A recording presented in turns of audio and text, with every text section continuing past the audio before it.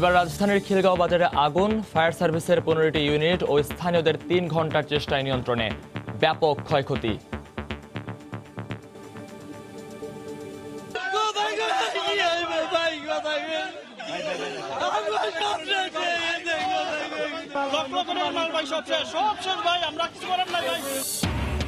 রোজায় ভোগ্যপণ্যের দাম না বাড়াতে ব্যবসায়ীদের প্রতি প্রধানমন্ত্রীর আহ্বান, সিটি ইকোনমিক জোন সহ 11 অর্থনৈতিক অঞ্চলের উদ্বোধন। রাজধানীর গুলশানে মেয়াদ বাড়িয়ে ও লেবেল পাল্টে বিদেশি ব্র্যান্ডের নামে বিক্রি হচ্ছে চকলেট, আচার সহ নানা পণ্য। 3 প্রতিষ্ঠানকে 50 লাখ টাকা জরিমানা। সড়ক পরিবহন কর্পোরেশনের দক্ষ চালক গড়ার বিভিন্ন প্রকল্পে ঘুষ বাণিজ্য, লোক দেখানো পরীক্ষায় পাশ করা চালকরাই মহাসড়কের ঘাতক বলছেন বিশেষজ্ঞরা। এবং চট্টগ্রামের পাহাড় ধস ঠেকাতে এবার কঠোর অবস্থানে জেলা প্রশাসন, দখলকারীদের বিরুদ্ধে জিরো টলারেন্স নীতি ও রাজনৈতিকভাবে সিদ্ধান্ত নেওয়ার পরামর্শ নগরবিদদের।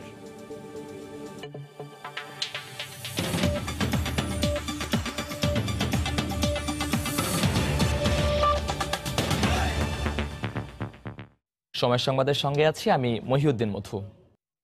এবার রাজধানীর খিলগাঁও কাঁচা বাজারে আগুনে পড়ে গেছে দোকানঘর, মালামাল।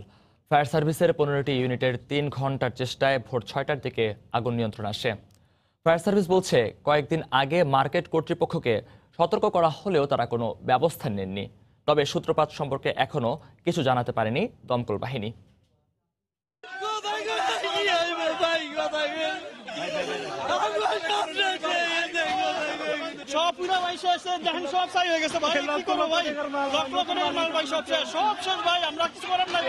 কান্না আর আহাজারিতে ভারী হয়ে উঠে খিলগাঁও কাঁচা বাজারের পরিবেশ। বুধবার রাতে ভালোভাবে রেখে গেলেও মধ্যরাতের আগুনে পুড়ে ছাই হয়ে যায় বেশ কিছু দোকান। জীবিকার একমাত্র অবলম্বন সেই সম্বলটুকু কতটুকু রক্ষা করা সম্ভব সেই চেষ্টা করে ফিরছেন কেউ কেউ। 3টা বাজে আমাকে আমার রুমমেটে বলতেছে দোকান সব পুড়ে যেতেছে, যা দোকানে মাল তার বাইরে কর। তারপরে আমরা আইসা দেখি আমাদের দোকানে আমার আব্বা আপনি বাইরে থেকে টাকা আনছে, মানে মাল উঠেছে, এখন তো সব জ্বলে ছাই হয়ে গেছে। এটাই আমার একমাত্র সম্বল ছিল, এই সম্বলটা আমার শেষ হয়ে গেছে। বুধবার দিবাগত রাত 3টায় আগুনের সূত্রপাত বলে জানান দোকান মালিকরা। এতে পুড়ে যায় লক্ষ লক্ষ টাকার মালামাল। সামনে রমজান মাস ছিল, আমাদের সবারই রোজার প্রস্তুতি ছিল।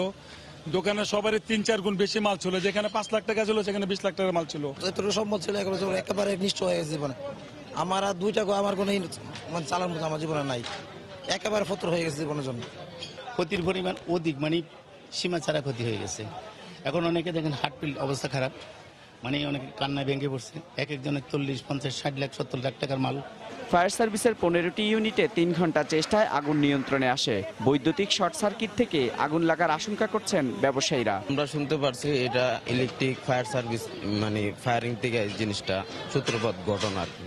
বুঝলেন, যখন রাত হয়তো 2:30, 3টার মতো বাজে, তখন আমরা বাসা থেকে যখন ওইরকম হুই হুল্লা হসতেছে তখন আমরা তাড়াতাড়ি করে আসছি, কিন্তু আসছে সেটা দেখি একবার আগুন দাদা করে জ্বলতেছে। তবে সূত্রপাত সম্পর্কে ফায়ার সার্ভিসের পক্ষ থেকে এখনো কোনো বক্তব্য পাওয়া যায়নি। এমআর আমিন, সময় সংবাদ, ঢাকা। এই মুহূর্তে ঘটনাস্থল খিলগাঁও কাঁচা বাজারে আছেন সহকর্মী রাশেদ বাপ্পি, সরাসরি চলে যাচ্ছি তার কাছে। বাপ্পি, মধু, প্রথম দিকে ফায়ার সার্ভিসের পক্ষ থেকে 25টির মতো দোকান পুড়ে যাওয়ার কথা বললেও এখন কিন্তু সিটি কর্পোরেশন একই সঙ্গে এখানকার যে ব্যবসায়ী তাদের কাছ থেকে এবং একই সঙ্গে আমরা ভেতরে ঢোকার পরে যেমনটা দেখতে পাচ্ছি যে শতাধিক দোকান পুড়ে ছাই হয়ে গিয়েছে। এই গত রাত 2:45টার দিকে যে আগুন লেগেছে সেই আগুনের লেলিহান শিখায়, এবং ঠিক এই মুহূর্তে যেসব দোকানিরা গভীর রাতে তারা জানতেও পারেননি যে তারা দোকান যেভাবে রেখে গেছেন সেই দোকান সেভাবে নেই, পুড়ে সব কিছু ছাই হয়ে গিয়েছে, সেই দোকানিরা এখন এখানে ফিরে আসছেন এবং সবার কিন্তু আহাজারি আমরা শুনতে পাচ্ছি। আমরা এমনও এক নারী দোকানিকে দেখেছি, তিনি কান্না করছেন, তার 2টো মাত্র দোকান এবং এই দোকান দুটোর উপর দিয়েই তার পরিবার পরিজন চলতো। তার 2টি কন্যা সন্তান রয়েছে এবং সেই কন্যা সন্তান এই দোকানের উপর যে টাকা লাভ হতো সেই উপার্জন দিয়েই কিন্তু তার কন্যাদের তিনি ভরণ পোষণ একই সঙ্গে পড়ালেখার কাজটি করতেন, কিন্তু সেটি আর সম্ভব হবে না। এই দোকান পুরে সব ছাই হয়ে গিয়েছে। এরকম অনেকের ক্ষেত্রেই আমরা সেই একই রকম গল্প দেখতে পাচ্ছি, একই রকম আমরা আর্তনাদ দেখতে পাচ্ছি, যেমনটা আমরা দেখতে পেয়েছিলাম গত শনিবার গুলশানের ডিএনসিসি মার্কেটের ক্ষেত্রে। সেখানেও কিন্তু সেই একই রকম আমরা আর্তনাদ দেখেছি, একে একে অনেক দোকানি নিঃস্ব হয়ে গিয়েছেন। আমি একটু জানিয়ে রাখি যে ফায়ার সার্ভিস যখন 3:45টার দিকে আগুন লাগে, তার কিছুক্ষণ পরেই ফায়ার সার্ভিস এসে 15টি ইউনিট, অন্তত 15টি ইউনিট তারা এই আপ্রাণ চেষ্টায় আগুন নিয়ন্ত্রণে আনতে সক্ষম হন। এবং এক্ষেত্রে ফায়ার সার্ভিসের কৃতিত্ব দিতেই হবে, কেননা এখানে যে মার্কেট রয়েছে মোট 1325টির মতো দোকান আছে বলে আমাদেরকে এখানকার ব্যবসায়ীরা জানিয়েছেন। তবে 100টির মতো দোকানে ক্ষতিগ্রস্ত হয়েছে আগুনে, কিন্তু আগুন অন্যত্র বা অন্য দোকানে যাতে না ছড়ায় সেক্ষেত্রে ফায়ার সার্ভিসের কর্মীরা সেই গভীর রাতেই আমরা দেখতে পেয়েছি যে পানি দিয়ে এমন বলয় তৈরি করেছেন যাতে আগুন যে পার্শ্ববর্তী যেসব দোকান রয়েছে সেই শুকনো দোকান ভিজিয়ে দেওয়া হয়েছে যাতে সেই দোকানে আগুন না লাগে। একই সঙ্গে আমি একটু জানিয়ে রাখি যে এই খিলগাঁও মার্কেট খিলগাঁও ফ্লাইওভারের নিচে অবস্থিত। এই আগুনের কারণে ফ্লাইওভারের কিছু অংশ কিন্তু ক্ষতিগ্রস্ত হয়েছে। আমি যদি আমার সহকর্মীকে ফ্লাইওভারের বিষয়টি যদি একটু দেখাতে বলি, ফ্লাইওভারেও আগুনের লেলিহান শিখা, এই ফ্লাইওভার ক্ষতিগ্রস্ত হয়েছে। এবং আমরা যখন গভীর রাতে সেই ফ্লাইওভারের উপর থেকে সরাসরি সংবাদ প্রচার করছিলাম, ঠিক তখন ফ্লাইওভার খুব প্রচন্ড গরম হয়ে গিয়েছিল আমরা দেখতে পেয়েছি। তখন আমরা আন্দাজও করিনি যে এই অবস্থা, কিন্তু এখন কিছুক্ষণ আগে সিটি কর্পোরেশনের পক্ষ থেকে ঊর্ধ্বতন কর্মকর্তারা এসেছিলেন, তারা বলেছেন যে ফ্লাইওভারও কিছুটা ক্ষতিগ্রস্ত, তারা সেটি যাচাই বাছাই করবেন। একই সঙ্গে সিটি কর্পোরেশনের পক্ষ থেকে বলা হয়েছে আগুনের যারা ক্ষতিগ্রস্ত হয়েছেন যেসব দোকানি, তাদের তালিকা তৈরি করা হবে। তালিকা তৈরি করে তাদেরকে পুনর্বাসন এবং তাদের ক্ষতিপূরণ কিংবা আর্থিক সহায়তার ক্ষেত্রে দুর্যোগ ব্যবস্থাপনা ও ত্রাণ মন্ত্রণালয়ের সহায়তা চাওয়া হবে বলে আমাদেরকে জানানো হয়েছে। এবং ঠিক এই মুহূর্তে আগুন নিভে যাওয়ার পর ঠিক এই মুহূর্তে দোকানিরা চেষ্টা করছেন যে তাদের যেসব দোকান পুড়ে গিয়েছে সেই দোকানের কিছু অংশ যদি অবশিষ্ট থাকে সেই অবশিষ্ট অংশ সরিয়ে নেওয়ার চেষ্টা করছেন। তবে আসলে অবশিষ্ট বলতে তেমন কিছু নেই। অনেক দোকানদারদের দেখতে পেয়েছি পহেলা বৈশাখকে সামনে রেখে তারা দোকানে মালামাল তুলেছিলেন, কিন্তু সেই মালামালগুলো পুড়ে ছাই হয়ে গিয়েছে। সুতরাং মধু, এক নিঃস্ব হওয়ার নতুন গল্প। মধু, এই ছিল আমার কাছে খিলগাঁও মার্কেট থেকে আগুন পরবর্তী সবশেষ খবর। খিলগাঁও থেকে যুক্ত হয়েছিলেন সহকর্মী রাশিদ বাপ্পি। আমরা এতক্ষণ সরাসরি জানছিলাম সেখানকার খবরাখবর। সময় সংবাদে আরো থাকছে। সিটি নির্বাচন ঘিরে সম্ভাব্য প্রার্থীদের পদচারণায় মুখর ময়মনসিংহ।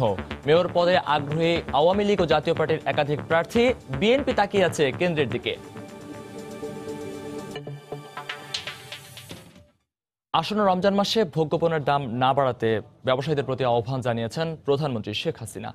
গণভবন থেকে গতকাল ভিডিও কনফারেন্সের মাধ্যমে বাংলাদেশ অর্থনৈতিক অঞ্চল কর্তৃপক্ষের আওতায় সিটি ইকোনমিক জোন সহ নতুন 11টি অর্থনৈতিক অঞ্চলের উদ্বোধনী অনুষ্ঠানে একথা বলেন তিনি। এ সময় প্রধানমন্ত্রী বলেন, সরকারি বেসরকারি খাতের সমন্বয়ে সমৃদ্ধির পথে দেশকে এগিয়ে নিতে হবে।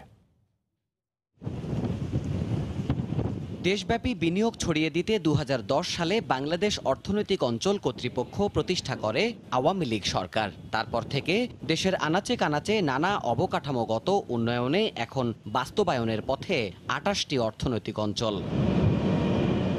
ঢাকার অদূরে বেসরকারি ব্যবসায়িক প্রতিষ্ঠান সিটি গ্রুপ নির্মিত এই অর্থনৈতিক অঞ্চলের মতোই দেশের প্রান্তিক পর্যায়ে এখন গড়ে উঠছে সরকারি বেসরকারি ইকোনমিক জোন। বুধবার সকালে গণভবন থেকে ভিডিও কনফারেন্সের মাধ্যমে 11টি নতুন অর্থনৈতিক অঞ্চল উদ্বোধন, 13টির ভিত্তিপ্রস্তর স্থাপন, 16টি শিল্প প্রতিষ্ঠানের বাণিজ্যিক কার্যক্রম, 20টি কলকারখানার ভিত্তিপ্রস্তর এবং 5টি চলমান প্রকল্পের উদ্বোধন করেন প্রধানমন্ত্রী শেখ হাসিনা। অনুষ্ঠানে প্রধানমন্ত্রী বলেন, লক্ষ্য স্থির রেখে কাজ করলে দেশ সামনে এগিয়ে যায়। গত 1 দশকে তার প্রমাণ দিয়েছে আওয়ামী লীগ। আমাদের সব কাজের মূল লক্ষ্যটা হচ্ছে কর্মসংস্থান। আমার দেশের কোনো তরুণ বেকার থাকবে না, তারা ট্রেনিং পাবে। আমরা যেমন ট্রেনিংয়ের ব্যবস্থা করে দিচ্ছি, পাশাপাশি শিক্ষার ব্যবস্থা করে দিচ্ছি।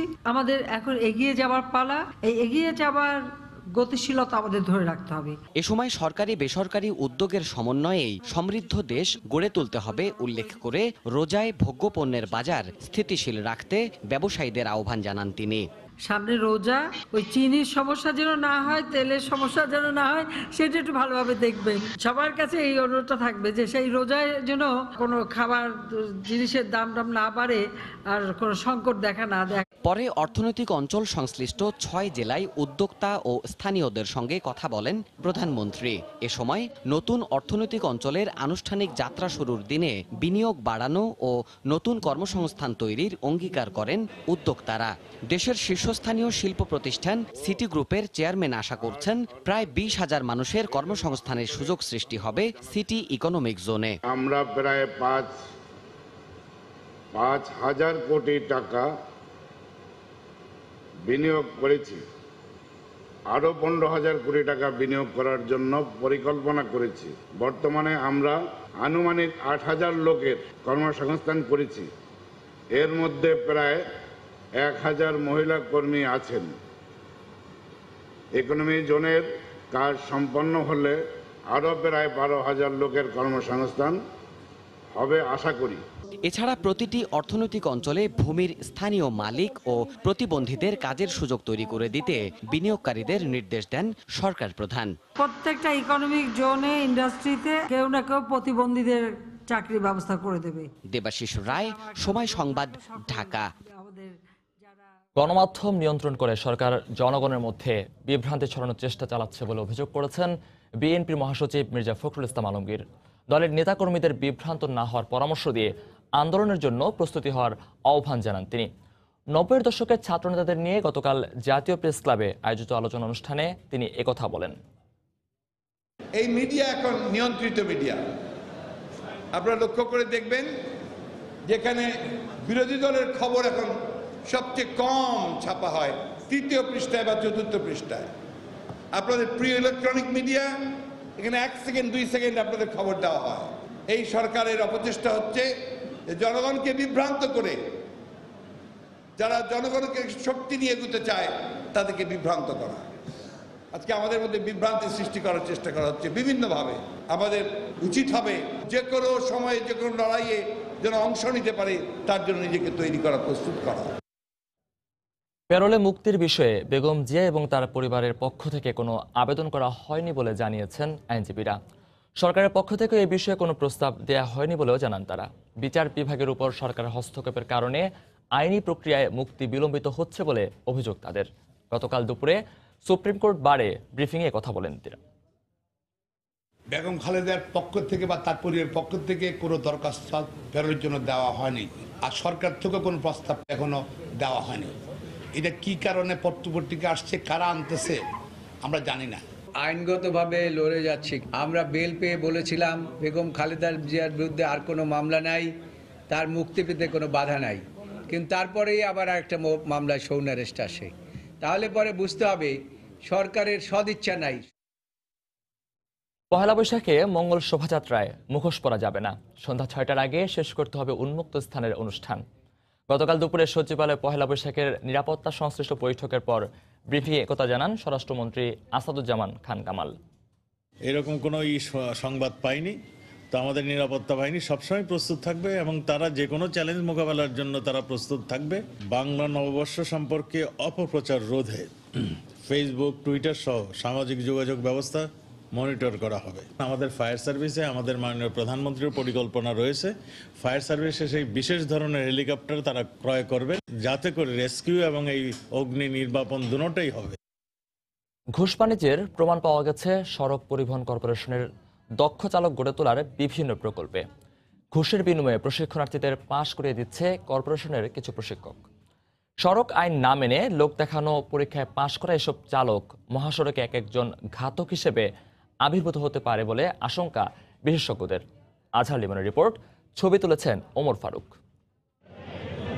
প্রচলিত আইন কিংবা বিআরটিএ রেজুলেশন অনুযায়ী কম করে 30 মিনিট সড়কে চালানোর পরীক্ষা দেওয়ার কথা থাকলেও এসব শিক্ষার্থী সড়কে গাড়ি চালানোর চূড়ান্ত পরীক্ষায় উত্তীর্ণ হয়ে যাচ্ছে গড়ে 1 মিনিটের পরীক্ষায়। ব্যাক গিয়ারে কম বেশি 3 মিটার চালানোর পরীক্ষা দিয়ে এই চালকরা কি করে মূল সড়কে শত শত মাইল পাড়ি দেবেন তা অবশ্যই বিবেচনার বিষয়। সময় সংবাদ জানতে চায় সত্যিকারের কতটা শিখেছে সরকারি প্রকল্পের অধীনে ড্রাইভিং প্রশিক্ষণ নেয়া এসব শিক্ষার্থী।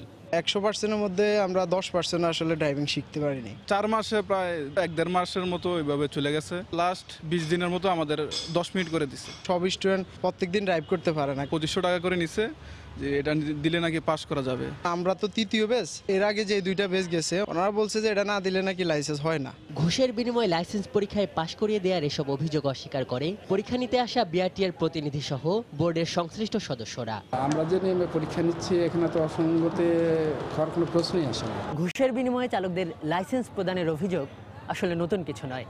বিআরটিএর বিরুদ্ধে আগেও এমন অভিযোগ ছিল, এখনও রয়েছে। কিন্তু বিআরটিসি সিপ সরকারি প্রকল্পের শিক্ষার্থীরা যেসব অভিযোগ করলেন তার আসলে কতটা সত্য? সাধারণ প্রশিক্ষণার্থীর ছদ্মবেশে পরীক্ষা শুরুর আগেই তেজগাঁওয়ের বিআরটিসি ট্রেনিং সেন্টারে হাজির হওয়ার সময় সংবাদ। প্রতি শিক্ষার্থীর কাছ থেকে পরীক্ষায় পাশ করিয়ে দেওয়ার জন্য কমপক্ষে 3 জন প্রশিক্ষককে 2500 করে টাকা নিতে দেখা যায়। এ সেন্টারে 200 জন শিক্ষানবিশকে প্রশিক্ষণ দিয়েছে সরকারি এমন 4 জন চালক। হিসেব করে দেখা যায় পরীক্ষা শুরুর মাত্র আধা ঘন্টা আগেই বিনামূল্যে ড্রাইভিং শিখতে আসা এসব শিক্ষার্থীর কাছ থেকে হাতিয়ে নেওয়া হয় অন্তত 4 লাখ টাকা। তবে বরাবরের মতোই ঘুষ নেওয়ার অভিযোগ অস্বীকার করেন এসব সরকারি প্রশিক্ষক। তাদের কাছ থেকে কোনো টাকা নেওয়া হচ্ছে না, তাদের টাকাটাই সরকার দিচ্ছে, লাইসেন্সের পুরো টাকাটাই সরকার দিচ্ছে। না মানে 2500 বা 2500? না না না না, এভাবে কোনো টাকা নেওয়া হবে না। ফ্রি, সম্পূর্ণই ফ্রি ট্রেনিং। এখানে 2500 টাকা নেওয়া হয় না। এখানে সেইবের যারা আছে তাদের কোনো ফি নেওয়া হয় না। সরকারি প্রকল্পের অধীনে ড্রাইভার তৈরির এমন প্রক্রিয়ায় হতাশা প্রকাশ করেছেন বিশেষজ্ঞরা। এই যে প্রক্রিয়াটা, এটা সংশ্লিষ্ট কর্তৃপক্ষ দেখে না দেখার ভান করছে। কারা এই পয়সার লেনদেন করছে এটা কিন্তু তারা কিন্তু ইজিলি নিয়ন্ত্রণ করতে পারে। এটা একটা সিসিটিভি দিলেই কিন্তু সেলফ এনফোর্সমেন্ট হয়ে যায়। যখন দেয় না তখন বুঝতে হবে এই টাকাটা হয়তো অনেক স্তরের মধ্যেই কিন্তু বিলি বন্টন হয়। এ ব্যাপারে বিআরটিসির সংশ্লিষ্ট কর্মকর্তার সঙ্গে যোগাযোগ করলেও ক্যামেরার সামনে তিনি কথা বলতে রাজি হননি। আজহার লিমন, সময় সংবাদ, ঢাকা। সময় সংবাদ আরো থাকছে। কলকাতা থেকে ঢাকার উদ্দেশ্যে যাত্রা করা পর্যটকবাহী জাহাজ আরভি বেঙ্গল গঙ্গা বরিশালে 8 এপ্রিল ফেরত যাবে কলকাতায়।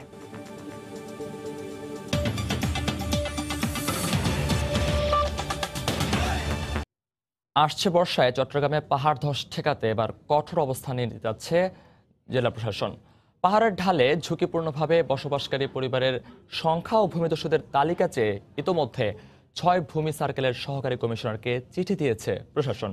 এই অবস্থায় দখল করা পাহাড় কেটে যারা নিম্ন আয়ের মানুষদের বসবাসের সুযোগ করে দিচ্ছে তাদের বিরুদ্ধে জিরো টলারেন্স নীতি ও কঠোর রাজনৈতিক সিদ্ধান্ত নেওয়ার পরামর্শ নগরবিদদের।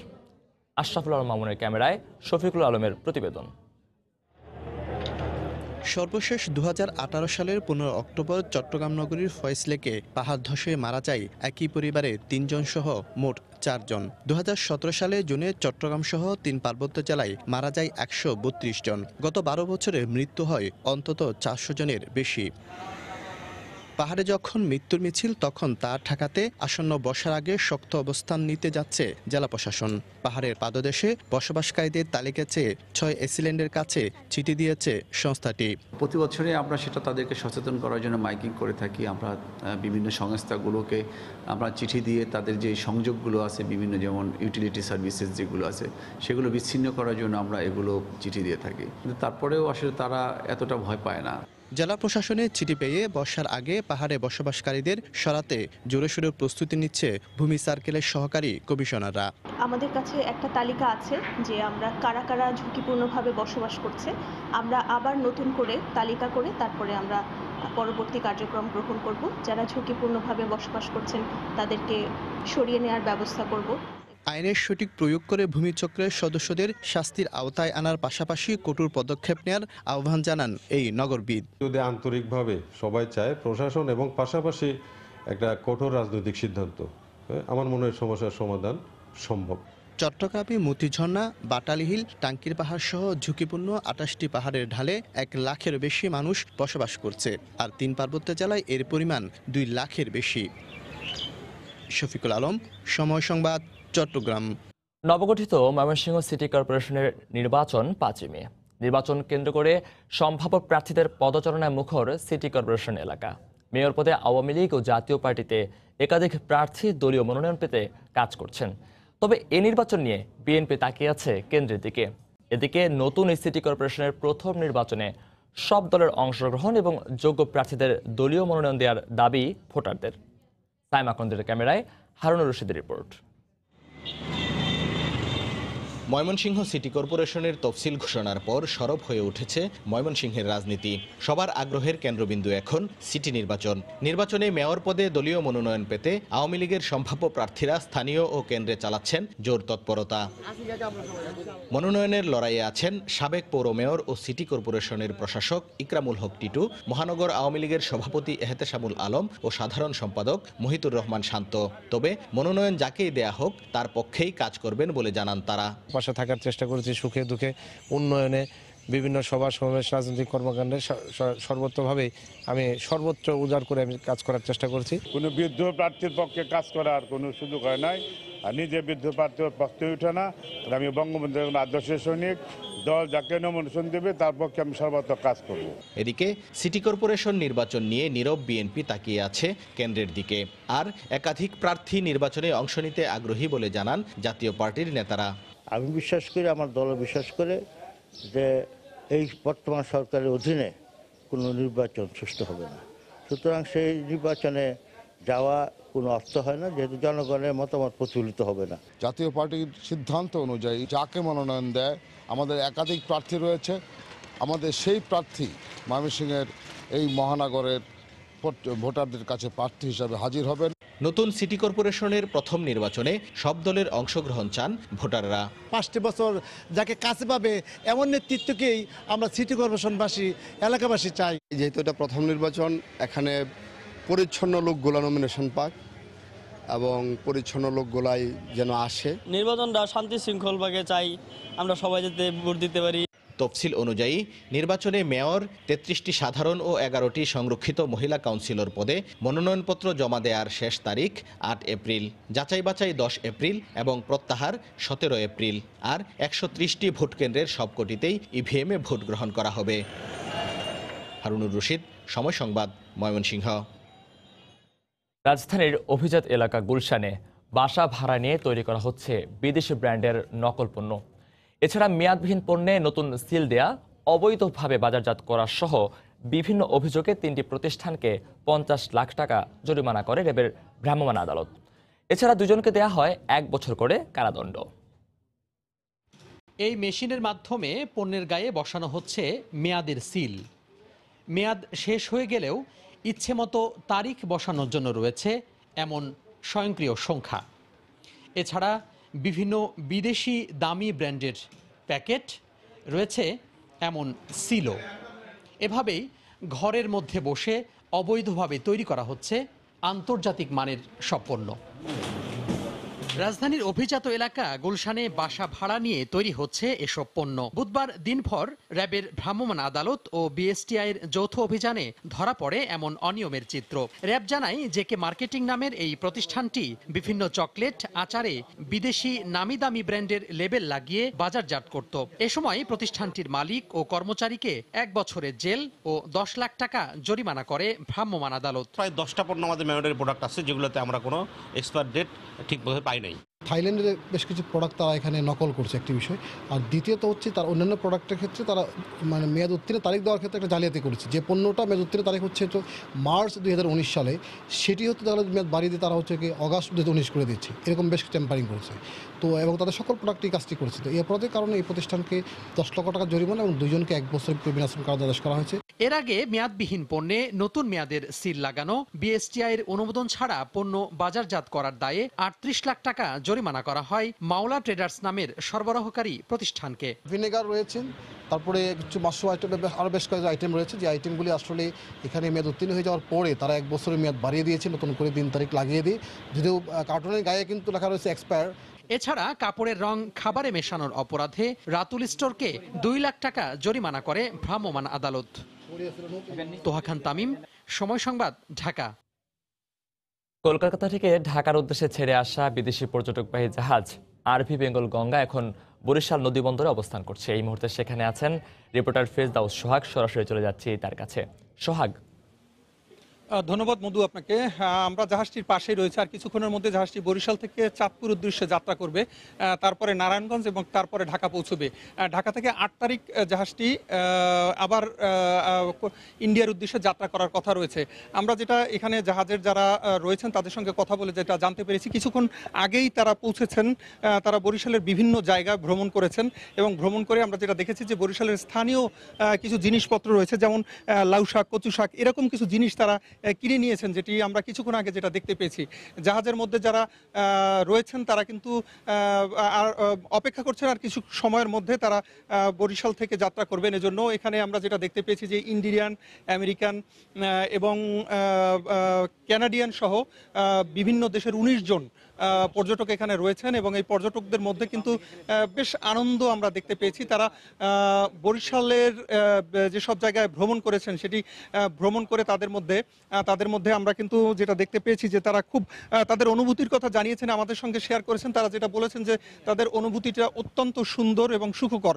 এরকমের জার্নি বারবার আসুক এবং বাংলাদেশ এবং ইন্ডিয়ার মধ্যে সুসম্পর্ক আরও দিন দিন উন্নতি হবে এমনটি প্রত্যাশা করছেন। এবং এই জার্নির মধ্য দিয়ে কিন্তু তারা যেটা বলার চেষ্টা করছেন, দুই দেশের মধ্যে বাণিজ্যিকের যে বিষয়টি রয়েছে সেই বিষয়টি আরও সম্প্রসারিত হবে এমনটি ধারণা করছেন এই জাহাজের সাথে সম্পৃক্ত সংশ্লিষ্ট সবাই। একটি জিনিস জানিয়ে রাখি যে জাহাজটি আর কিছু সময়ের মধ্যেই কিন্তু বরিশাল নদীবন্দর থেকে যাত্রা করবে এবং সেই লক্ষ্যে সকল প্রস্তুতি ইতিমধ্যে সম্পন্ন করা হয়েছে। একটু জানিয়ে রাখি যে গতকালকে দুপুর 11:30টার দিকে জাহাজের এই 19 জন যাত্রী এবং এই যাত্রীদের মধ্যে শুধু ইন্ডিয়ানই নয়, অন্যান্য দেশের কিন্তু নাগরিক রয়েছেন। তো এই ছিল মোটামুটি বরিশাল থেকে যে ইন্ডিয়ান জাহাজটি বরিশালে এসছে এবং বাংলাদেশ ভ্রমণ করছে তার সর্বশেষ তথ্য।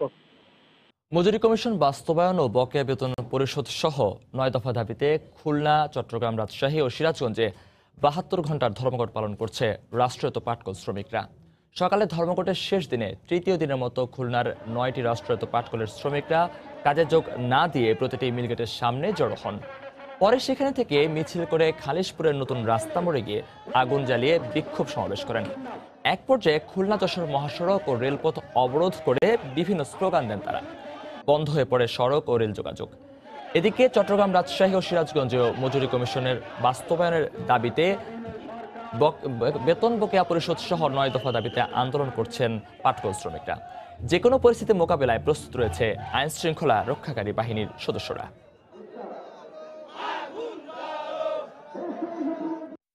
5 বছর ধরে ঘুরোচ্ছে সরকার। আজ দি কাল দি লাস্টে একটা সময় দিয়েছিল এই মাসের 28 তারিখ একটা ফয়সালা করবে, কিন্তু তাও চলে গেছে। বাধ্যই আমরা রাস্তায় নামিছি। আমরা এই রোডে নামছি যাতে আমাদের প্রধানমন্ত্রী আমাদের এই বিল বকেয়া দিয়ে দেয় এবং আমাদের মজুরি কমিশন দিয়ে দেয় এবং যে 9 দফার দাবি আমরা নিয়ে নামছি দাবি পূরণ করে। যদি সরকার এর ভিতরে আমাদের দাবি না মানে তাহলে আগামী 7 তারিখ আমরা খুলনা, ঢাকা, চিটাগাং, রাজশাহী এই সব মিলের জন্য সিবিএ, নন সিবিএ, পাটকল শ্রমিক লীগের নেতৃবৃন্দ বসে লাগাতার কর্মসূচি ঘোষণা করব। এ পর্যায়ে শীর্ষ সংবাদগুলো জানিয়ে দিচ্ছি আরেকবার। এবার রাজধানীর খিলগাঁও বাজারে আগুন, ফায়ার সার্ভিসের 15টি ইউনিটের চেষ্টায় নিয়ন্ত্রণে। সূত্রপাত নিয়ে ধোঁয়াশা, ব্যাপক ক্ষয়ক্ষতি।